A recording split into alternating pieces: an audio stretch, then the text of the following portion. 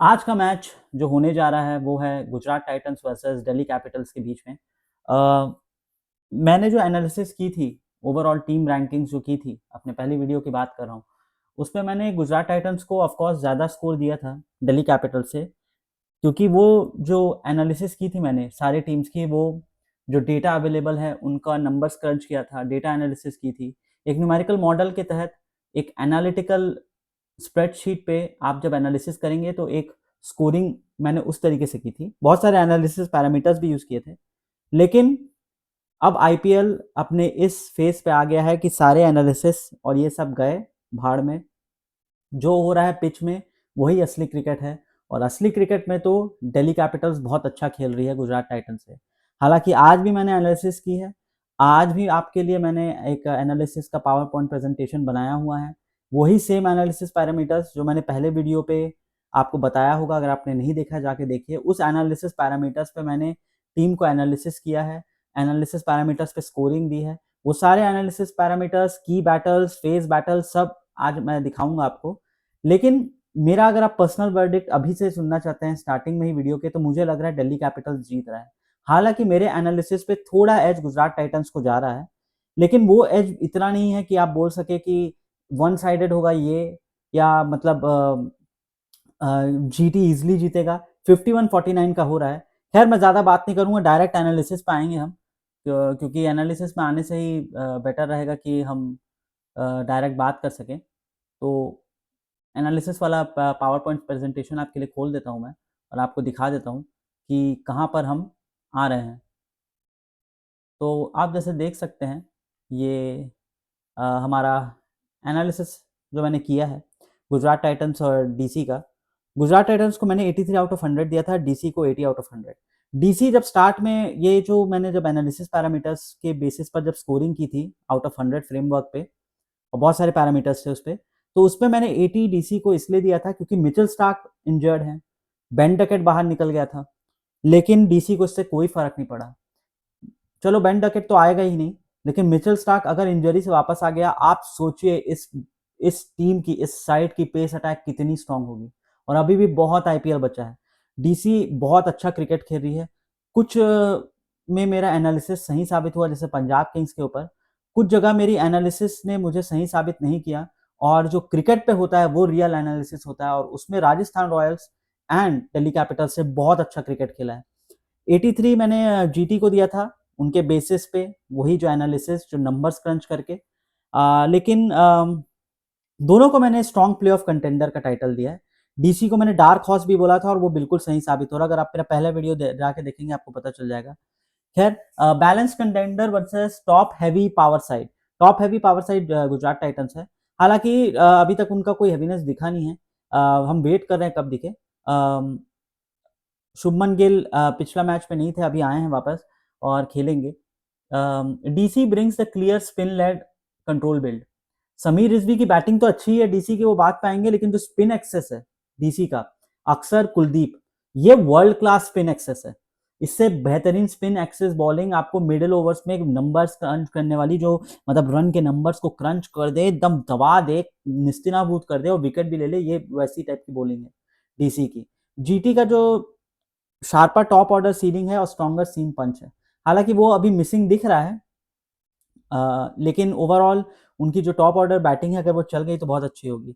Match hinge, GT top 3 versus DC spin choke. ये match अब main होने वाला है कि जीटी का जो टॉप ऑर्डर है वो डीसी के पेस को अगर झेल लिया तो क्या वो स्पिन को झेल पाएगा। हालांकि जीटी की डीसी की जो पेस है वो भी बहुत अच्छी हो रही है। मुकेश कुमार, मुकेश मैगरा बन चुके हैं, और लुंगी एंगिडी, भाई लुंगी एंगिडी जो इस तरीके से स्लोअर बॉल डाल रहा है, जो उसने वर्ल्ड कप में पकड़ लिया था कि कैसे इन फ्लैट विकेट्स पे, पाटा विकेट्स पे ऐसी टाइप की बॉलिंग करनी है, स्लोअर बाउंसर, स्लोअर, उससे वो खींच रहा है मैच को डीसी की तरफ। GT top order is highest scoring unit in the either deck. ये जो 15 आउट ऑफ 15 जो मैंने अभी आपको मैं दिखाऊंगा स्कोर फ्रेमवर्क, उस पर जीटी टॉप ऑर्डर पे है। डीसी का मिडिल ओवर बॉलिंग क्लीनेस्ट है, अक्षर और कुलदीप जो बॉलिंग है। GT is, if Gill is back, GT ceiling rises. अगर गिल वापस आता है, जो आ रहे हैं, तो जीटी की बैटिंग और स्ट्रांग होगी। गिल को अच्छा परफॉर्म करना पड़ेगा। साई सुदर्शन भी आउट ऑफ लग रहे हैं। ग्लेन फिलिप्स को बैटिंग में खिलाया जा रहा है, हालांकि मैंने आज मेन 11 में जेसन होल्डर को रखा है ग्लेन फिलिप्स पे, उसका भी लॉजिक आपको बताऊंगा।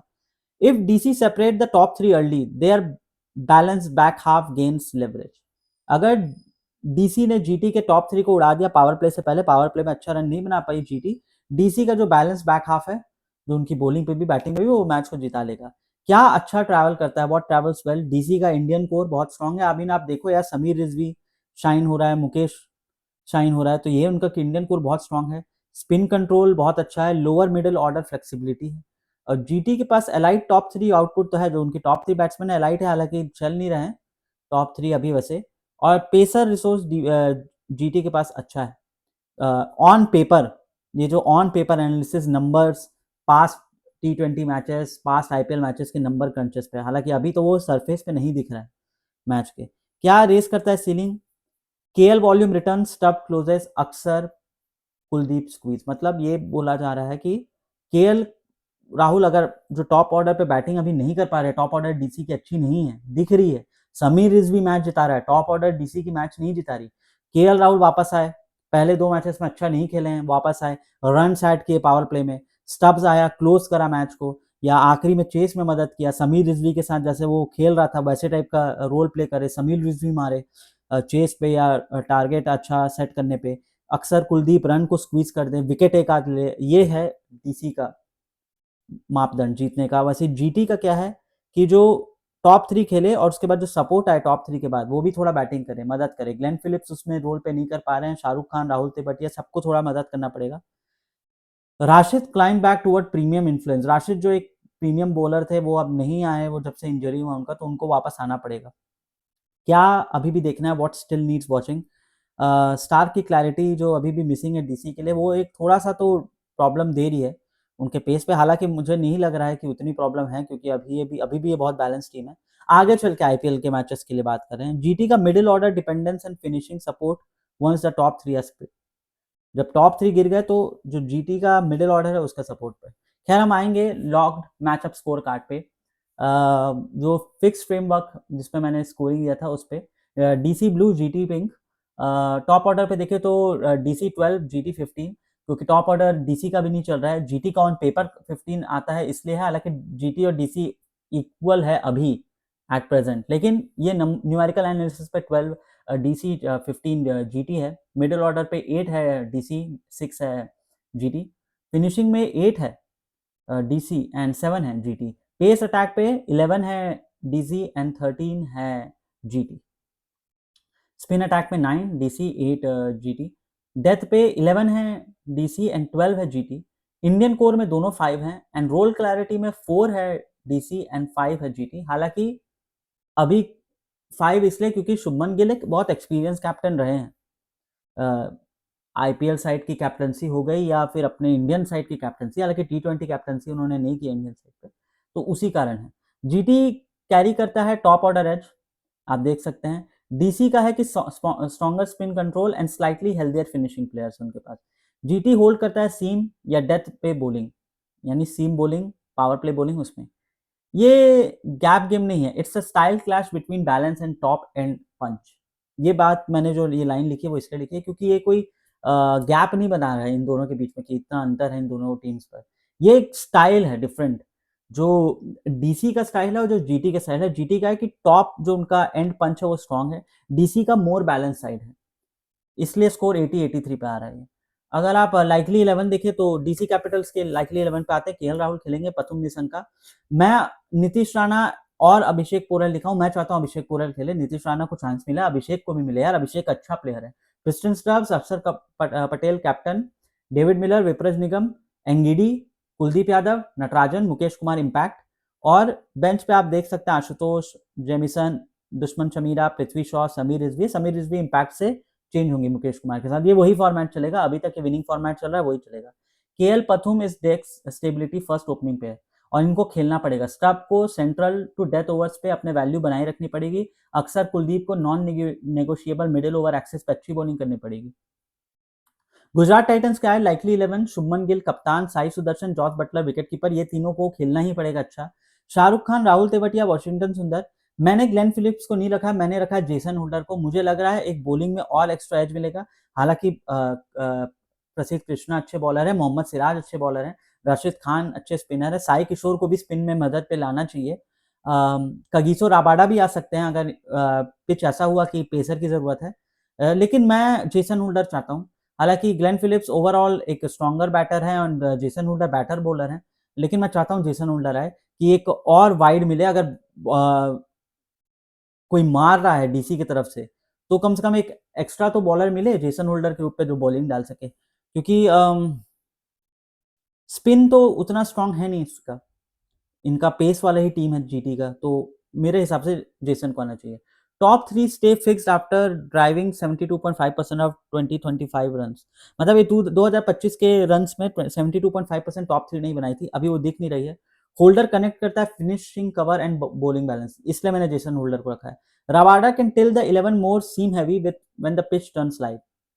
तो रबाडा को लिया जा सकता है अगर पिच ऐसी है कि सीम हैवी चाहिए। वही जो रियल क्वेश्चन है कि टॉप 3 खत्म हुआ तो क्या। फेस बैटल पे आते हैं तो पावर प्ले बैटिंग पे 8 है डीसी, 9.6 है Gujarat Titans power play batting पे। और ये आपको समझना पड़ेगा ऐसा क्यों है, क्योंकि जीटी की पावर प्ले बैटिंग अच्छी है ऑन पेपर, हालांकि वो अभी उतनी दिख नहीं रही कंपेयर टू डीसी की। ऑन पेपर भी अच्छी नहीं है और रिसेंट फॉर्मेट भी उतना अच्छा नहीं लग रहा है। मिडिल बैटिंग पे 8 है डीसी एंड 6.8 है जीटी, क्योंकि मिडिल बैटिंग पे डीसी के पास रिजवी जैसा प्लेयर आ जाता है, जो बीच पे लेटे स्टब्स जैसा प्लेयर आ जाता है। डेथ पे 8.5 है डीसी एंड 7.4 है जीटी। ऑफ कोर्स स्टब्स अगर आखिरी तक खींच गया तो अच्छी बैटिंग कर लेता है। पावर प्ले बॉलिंग पे 7.5 है डीसी, 8.4 है जीटी। जीटी के पास स्ट्रॉन्गर सीम है मेरे ओपिनियन में। हालांकि डीसी की सीम जो एंगेडी और मुकेश की बनी है अभी रिसेंट पे, वो जीटी से बेटर है डीसी की बॉलिंग। लेकिन ये ऑन पेपर जो मैंने एनालिसिस किया नंबर्स क्रंच उसका है। मिडिल पे 9, मिडिल बॉलिंग पे डीसी 9 एंड 8.3 जीटी। मैं कंप्लीटली एग्री करता हूँ क्योंकि डीसी की स्पिन एक्सेस ज़्यादा अच्छी है। डेथ पे 7.5 डीसी, 8.0 जीटी। ये आप इसमें आर्ग्यूमेंट कर सकते हैं कि ये डेथ बॉलिंग वाला फिगर अच्छा है कि नहीं। मुझे इसमें सिर्फ जो पावर प्ले की जो बॉलिंग है 7.5 और 8.4 वो उतना अंतर नहीं लगता है मुझे डीसी और जीटी पे, दोनों इक्वल है, दोनों की अभी बॉलिंग इक्वल हो रही है। लेकिन हाँ, पास्ट रिकॉर्ड पे देखे तो जीटी की बॉलिंग ज़्यादा अच्छी थी। What the shape says, GT own करता है biggest spike in the matchup. PP power play batting 9.6 है, डीसी ओन करता है cleaner choke face, middle overs पे बॉलिंग उनका 9 है। DC's death batting is stronger than GT, death batting on the current build. और अगर जीटी फास्ट स्टार्ट करता है मैच उनके लिए खुल जाएगा if DC drag it into the over 7 to 15 the game Titans. मतलब अगर डीसी ने 7 to 15 में गेम को ड्रैग कर लिया तो गेम डीसी की तरफ थोड़ा आ सकता है। जीटी ने अच्छा स्टार्ट कर दिया पावर प्ले में तो जीटी जीत जाएगा। टैक्टिकल फ्रेमिंग ये है कि जीटी को एक्सप्लोसिव बैटिंग करना पड़ेगा फ्रॉम बॉल 1, और जीटी मोर स्टेबल है अगर वो 7 से 20 ओवर के बीच में स्टेबिलिटी ले आए अपने बॉलिंग और बैटिंग दोनों से, क्योंकि उनका मिड बॉलिंग एंड मिड वाली बैटिंग दोनों अच्छी है। That makes the power play the launch pad and middle overs the correction zone. Outside preview क्या कह रही है, जो आउटसाइड प्रीव्यूज है, क्रिक बस ने कहा है कि जो 26-4 हुआ था वर्सेस एलएसजी डीसी, देन 7-2 इन चेस वर्सेस एमआई। ये है कि रिजवी की 90 और निशंका की 44 ने रेस्क्यू ले लिया लेटेस्ट विन को, लेकिन रिजवी के ऊपर ही पूरी टीम डिपेंडेंट है डीसी की, टॉप ऑर्डर डीसी की चल नहीं रही है। GT top order, engine real, middle order void. Cricbuzz में आप देखें तो 119.2 became 162 versus Punjab Kings. 127 for 2 wickets still ended 6 short versus RR. मतलब देखिए पावर प्ले में बैटिंग हो भी रही है तो टॉप ऑर्डर बैटिंग करता है, जैसे ही टॉप ऑर्डर कोलैप्स करता है मिड पे खत्म, इसलिए मैंने टॉप ऑर्डर के जीटी को बैटिंग को ज्यादा रेट किया compare to DC. Fresh team news swing factor, Shubman Gill के जो एक्सपेक्टेड नेक स्पैम्स किए थे वो आ रहे हैं, तो थोड़ा एक जीटी के बैटिंग को एलिवेट मिलता है। And top order thesis depends on him being in the engine room. Top order के इंजन रूम का जो मालिक है वो शुभमन गिल को ही बनना पड़ेगा, कप्तान को ही करना पड़ेगा। Conditions and matchup nugget, Delhi एक बैटिंग फ्रेंडली जोन दिख रहा है with some green tinge and possibly afternoon rain. अगर आफ्टरनून रेन हुआ थोड़ा ड्यू आगे, क्या पता चेज आसान हो जाए या आफ्टरनून रेन। एक माइक्रो एज ये है कि केएल राहुल का सबसे स्ट्रॉन्गेस्ट टी20 रिकॉर्ड है अगेंस्ट सिराज, तो सिराज की बॉलिंग तो है टॉप नॉच, लेकिन केएल राहुल आएगा मानने के लिए, उसकी रिकॉर्ड सिराज के खिलाफ अच्छी है। While DC still see Axar plus Kuldeep as the cleanest route for victory against GT's middle order. GT के मिडिल ऑर्डर को मानना है तो कुलदीप और अक्सर ही कर सकते हैं। बॉटम लाइन, जीटी का थोड़ा स्लाइटली हायर सीलिंग है जीतने के लिए, DC have slightly clearer balance. GT का क्या पुश करता है उनको जीत के लिए? गिल का रिटर्न, टॉप 3 की अच्छी बैटिंग, प्रसिद्ध और सिराज का पावर प्ले में विकेट लेना, डेथ पे अच्छी बॉलिंग करना और राशिद का एक प्रीमियम बॉलिंग करना मिड पे, ताकि रन ज्यादा ना बने। अगर वो विकेट भी नहीं ले पा रहे तो ज्यादा ना बने। डीसी को क्या पुश करता है? केएल राहुल धुआंधार बैटिंग करे, थोड़ा पावर प्ले में स्टेबिलिटी आए, फिर उसके बाद रिजवी और स्टब्स जैसे बैट्समैन मिडिल ओवर में अच्छे रन बनाए, अक्षर और कुलदीप दूसरे बैटिंग साइड को मिडिल ओवर पे रन न बनाने दे 7 से 15 ओवर के बीच में, एंड स्टब्स या Ashutosh win last 5 overs. Ashutosh Sharma नहीं खेलेंगे अभी, मुझे नहीं लग रहा है, लेकिन आशुतोष को क्या पता ले आए कुछ एक्सपेरिमेंट करने के लिए, क्योंकि अर्लियर फेज आईपीएल मैचेस का। लेकिन स्टब्स अगर आए तो लास्ट 5 ओवर्स में उनको अच्छी बैटिंग करनी पड़ेगी। मेन मैच कॉल यह है कि if GT lose the top 3 early, अगर जीटी ने पहले ही अपने 3 विकेट्स गंवा दिए, डीसी फेवरेट हो जाता है, डीसी वहीं से मैच जीत रहा है, उसके बाद आपको कोई टेंशन लेने की जरूरत नहीं है। लेकिन अगर जीटी सर्वाइव कर गया स्पिन बॉलिंग अपने डीसी की, तो उनका जो सीम बैक्ड ऑप्शन है जीटी का, वो चाहता है गेम को जीटी की तरफ ले आए। तो एग्जीक्यूटिव लीनिंग यही है कि जीटी 51, डीसी 49 अगर गिल खेल रहे हैं और वो खेलेंगे। जीटी ऑन पेपर टफ है, लेकिन कंट्रोल पाथवे और बैटल जो देखें आप डिफरेंट फेजेस में, डीसी कोई कम नहीं है, ये बहुत कांटे का टक्कर होने वाला है। फर्स्ट 8 से 10 ओवर मैटर करते हैं दोनों टीम के लिए। तो वही है, एक balance contender versus top heavy contender है। जीटी का पावर प्ले बैटिंग स्ट्राइक करना पड़ेगा और डीसी को अपने मिडिल ओवर्स पे बॉलिंग और बैटिंग अच्छी करनी पड़ेगी। तो ये एक ओवरऑल एनालिसिस है मेरा, जो मैंने किया है, अपनी पर्सनल वर्डिक्ट भी दी है आपको, मैं आशा करता हूँ अच्छा लगे। पोस्ट मैच में मिलेंगे, ज़रूर मिलेंगे, बिल्कुल मिलेंगे। और आपको कैसा लग रहा है वीडियो प्लीज़ बताइएगा मुझे, ताकि मैं और इम्प्रूव कर सकूँ। Until then peace out.